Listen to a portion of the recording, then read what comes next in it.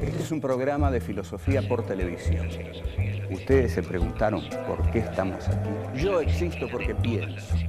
El hombre piensa. Es el lugar en el cual todos los saberes son pensados. Descartes es un héroe del pensamiento.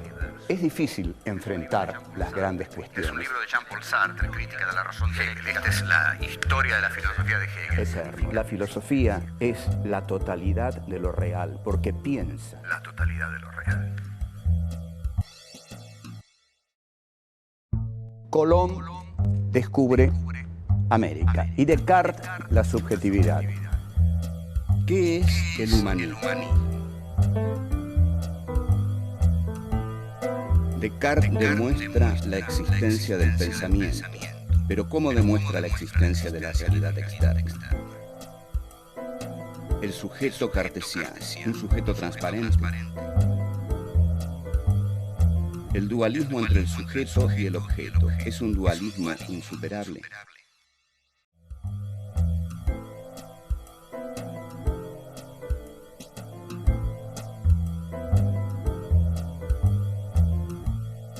Tenemos dos grandes descubrimientos.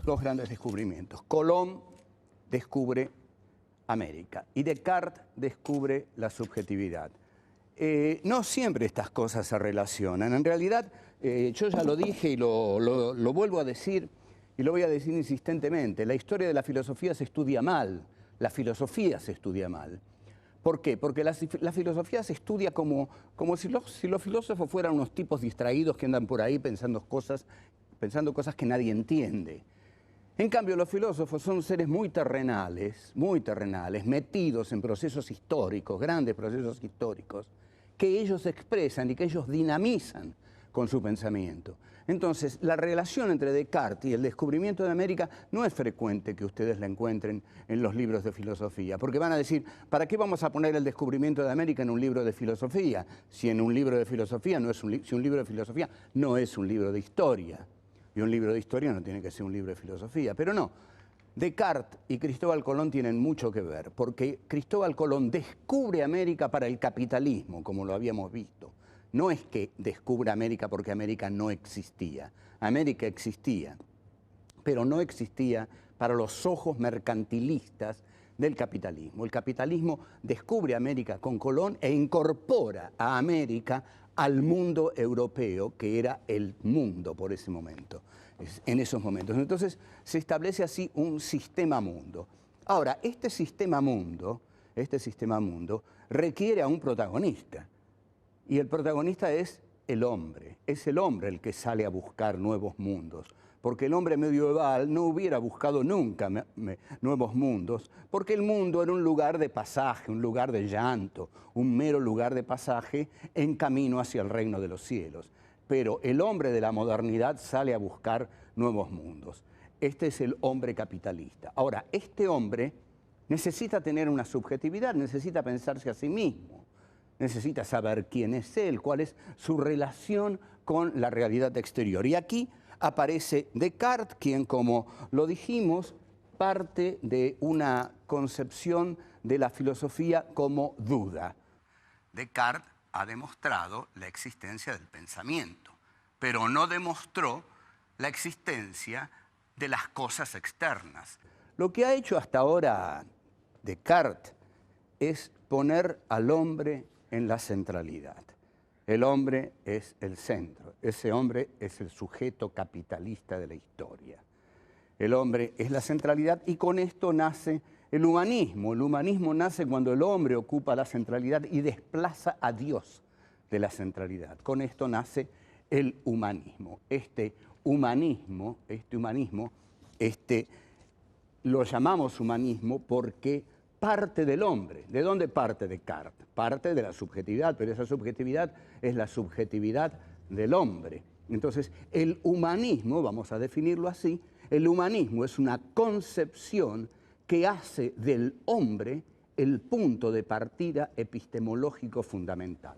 Epistemológico se refiere a todo aquello que sea el pensamiento científico sobre la realidad. Entonces, el humanismo es esa concepción que parte del hombre como sujeto, del hombre como sujeto centrado, a partir del cual es posible conocer todo lo otro que hay en el mundo. Entonces, el nuevo problema que encarna Descartes, y el problema que realmente lo va a angustiar seriamente, es un problema que podemos disfrutar planteándolo, porque veámoslo así. Este señor René Descartes, en Holanda, junto a una estufa, tranquilo, protegido por la monarquía holandesa, sin miedo a la Inquisición, descubre que el centro del pensamiento es la subjetividad. Está seguro de eso. De eso dice, yo estoy seguro, dice Descartes. Yo estoy seguro de que mi pensamiento es el origen de todo posible filosofar. Ahora, Descartes dice, sin embargo, fíjense ustedes que para el sentido común esto es casi risible, diríamos. Un buen hombre laborioso, campesino, le diría a Descartes, no sé por qué usted se plantea estas cosas, es tan evidente que mi vaca está ahí, que mi carruaje está ahí, que mi azada está ahí. Ah, no, dice Descartes, pero yo soy un filósofo, yo tengo que dar cuentas, es decir, yo tengo que justificar metodológicamente, epistemológicamente, filosóficamente, que la realidad externa existe.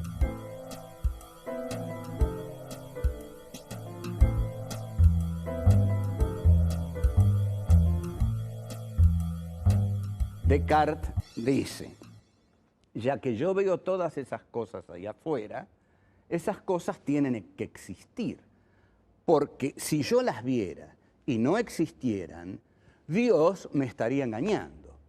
Entonces tienen que existir porque Dios es infinitamente bueno, es infinitamente veraz, es incapaz de todo engaño, y si yo veo todo lo que está ahí afuera, es que Dios no me está engañando, sino que todo eso que está ahí afuera está.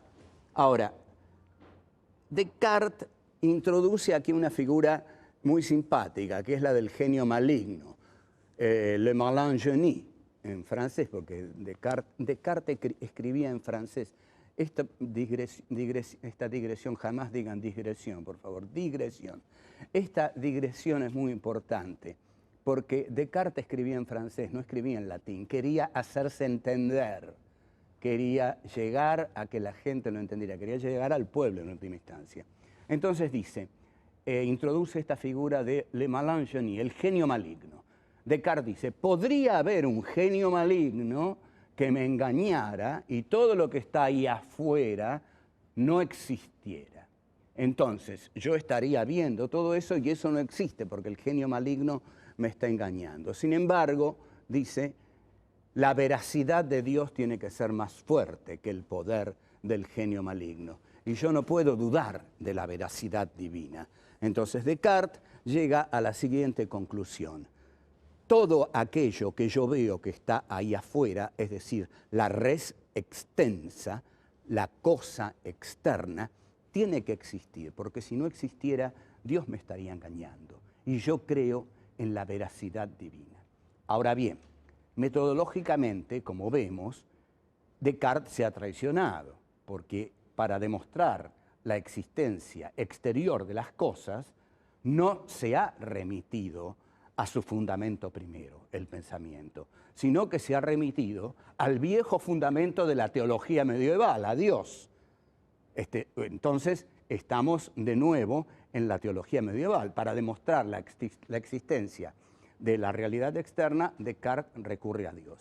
Recuerdo un chiste muy lindo que se contaba en mis viejos años de estudiante en la calle Viamonte. En la calle Viamonte estaba la Facultad de Filosofía y ese era un ámbito mítico donde circulaban personajes como Oscar Mazzotta, León Rosigner, en fin, Liceo Verón, Sebrelli, y a veces yo.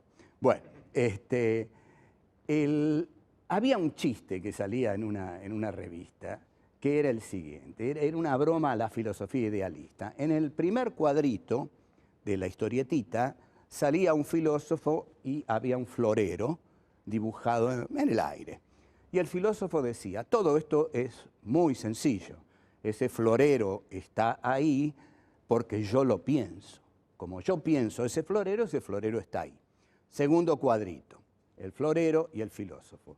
El filósofo dice, si yo dejara de pensar que ese florero está ahí, tercer cuadrito, el florero solo, y se escucha la voz del filósofo, ese florero dejaría de existir. Cuando en realidad el chiste era que el que dejó de existir fue el filósofo.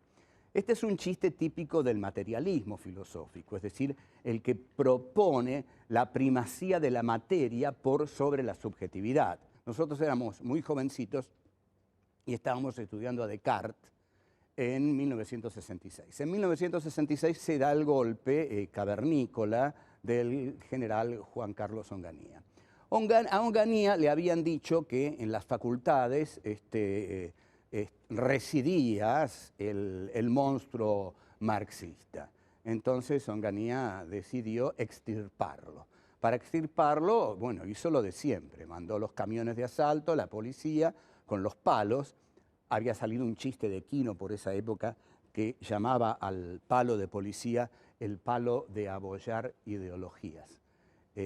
Entonces, la policía entra en las facultades. Era la primera vez que se violaba la autonomía universitaria. Entonces, la policía de Onganía entra en las universidades y en ciencias económicas, ciencias sociales, pega muy duramente, hay profesores que salen ensangrentados. Pero nosotros estábamos en filosofía y la cosa fue más calma, pero lo divertido fue que estábamos planteándonos cómo demostrar la veracidad de la realidad exterior. Estábamos estudiando a Descartes y nos preguntábamos, ¿cómo demostrar que la realidad externa realmente existe? En ese momento entró la policía a la facultad, hicieron una doble hilera y nos hicieron pasar por el medio y nos dieron palos de arriba abajo y ahí nos dimos cuenta que existía la realidad externa. La realidad externa existía, nos molía palos y era fascista.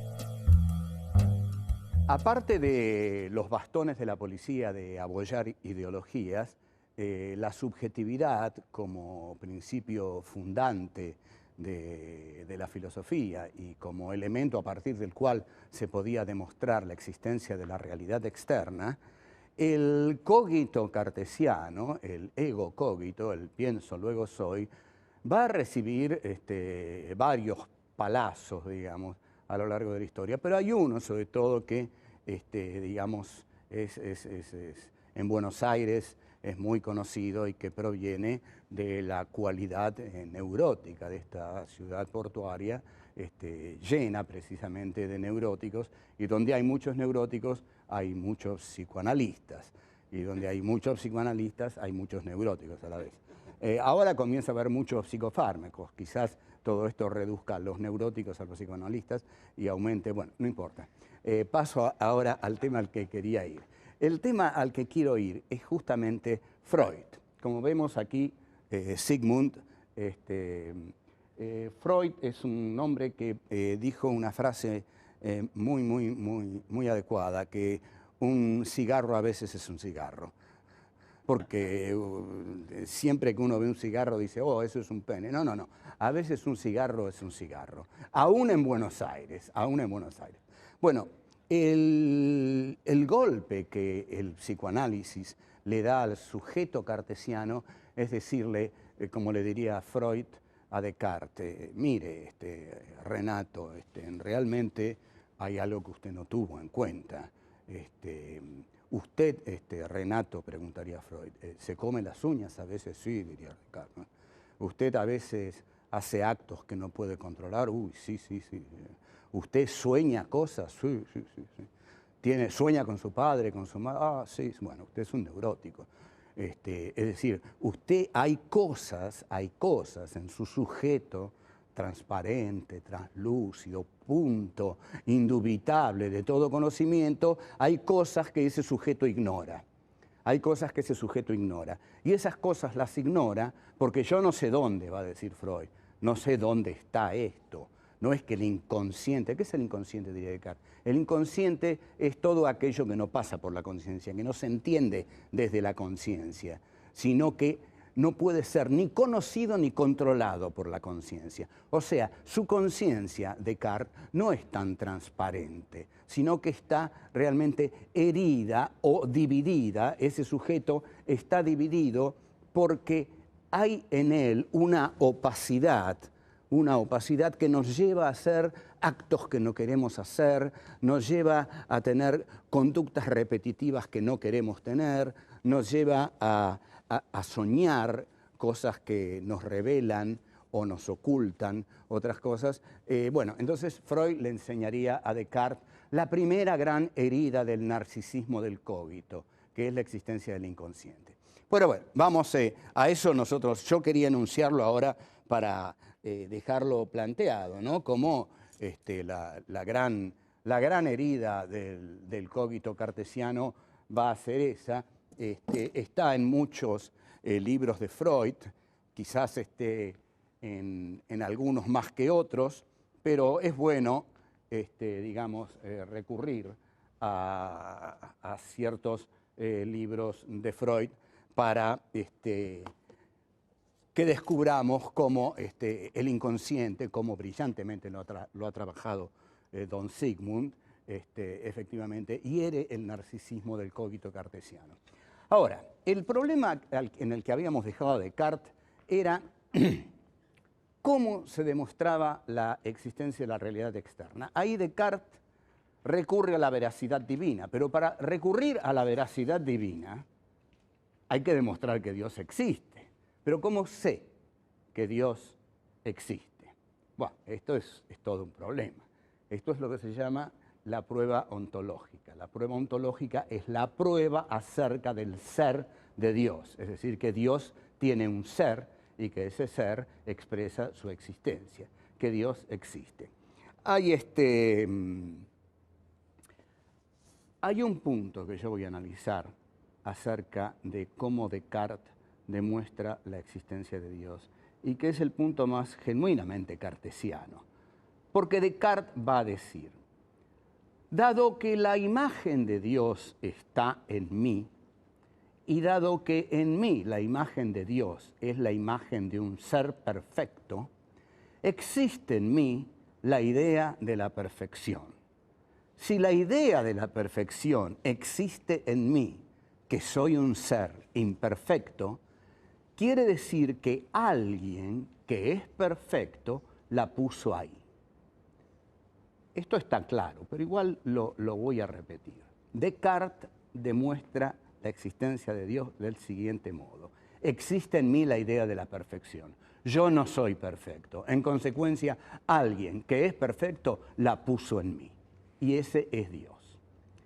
Bueno, sin embargo, ustedes observen que esta demostración que hace Descartes de la existencia de Dios, esta demostración está hecha a partir de la subjetividad también, porque no demuestra la existencia de Dios dejando de lado la subjetividad, sino que la demuestra partiendo otra vez del cogito. ¿Por qué?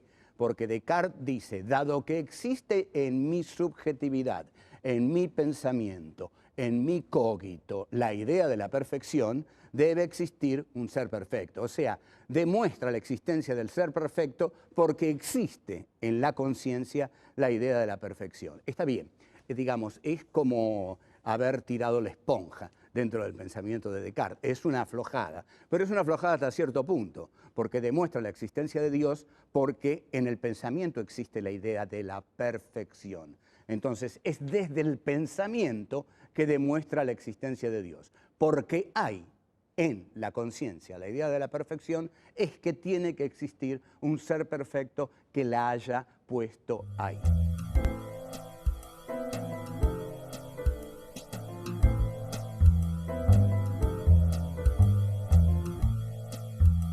Sartre va a demostrar que no hay una conciencia por un lado y un mundo por otro, que la conciencia es intencional, que la conciencia está toda ella arrojada sobre el mundo, que no es que exista aquí la conciencia, el mundo ahí.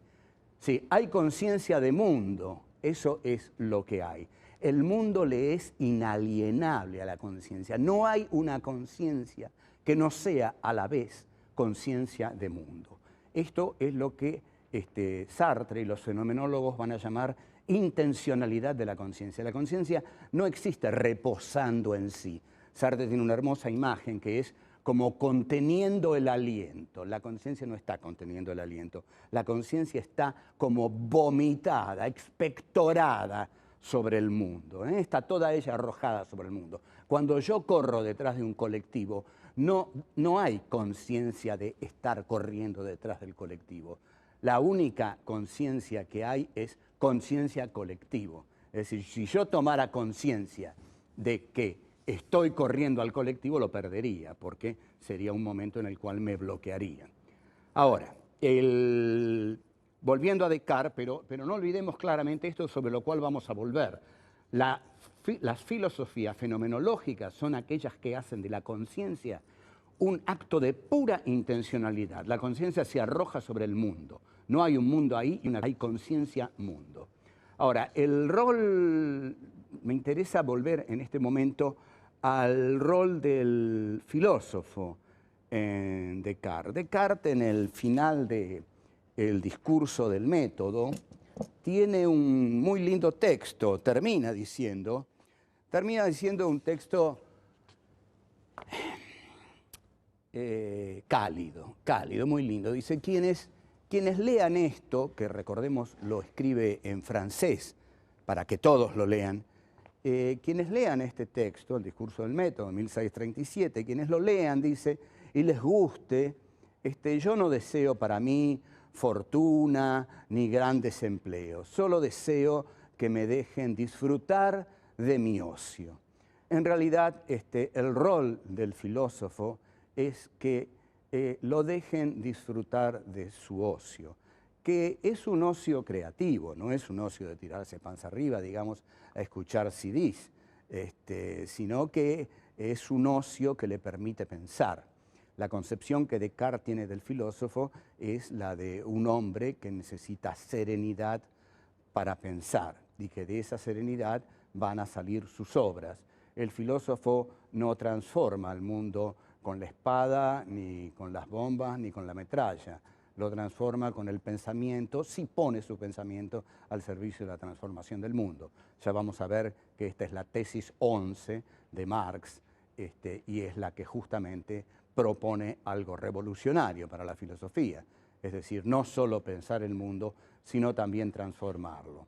Descartes, que no se lo proponía, que solo quería que lo dejaran pensar tranquilo, y que le dieran el patrimonio de su ocio, y sobre todo no pedía ningún empleo, porque todos los empleos le quitan tiempo al filósofo. Entonces, quería usar su ocio para la libertad del pensamiento. Esto nos lleva a revisar la imagen del filósofo como un ser distraído, que anda por las nubes. No, todas esas son macanas. Los filósofos son los seres más atentos a la realidad que existen. Además, los filósofos son aquellos pocos seres que todavía tienen tiempo para pensar el mundo. Porque hoy, por ejemplo, ya nadie tiene tiempo para pensar el mundo. Apenas si tienen tiempo para cumplir sus tareas cotidianas, levantarse, desayunar, trabajar, comer y dormir. El filósofo se hace tiempo todavía para pensar la realidad. O sea que quizás el filósofo, a quien se lo tiene como el tipo que está boleado en medio de las ideas, sea el personaje que todavía puede pensar este mundo y descubrir todo tipo de aristas. Sus aristas irritativas, sus aristas bellas, sus aristas injustas, sus aristas intolerables, sus aristas ignominiosas. Marco estas porque son la mayoría de las que constituyen nuestro mundo. Hannah Arendt había propuesto una imagen del filósofo como el tipo distraído para justificar a Martin Heidegger, que había sido el maestro y el amante de su juventud. Y había dicho que Heidegger había caído en el nacionalsocialismo como Tales o Anaximandro, no recuerdo exactamente quién, pero creo que era Tales de Mileto, había caído en un pozo por mirar las estrellas. Bueno, es una torpe justificación de lo que le pasó a Heidegger. Heidegger se hizo nacionalsocialismo con total conciencia y lucidez, y los filósofos no andan mirando las estrellas ni se caen en los pozos. Cuando miran las estrellas, lo hacen para tener una concepción del universo, y esa concepción del universo los lleva siempre, inexorablemente, a tener una concepción de la vida y comprometerse con ella.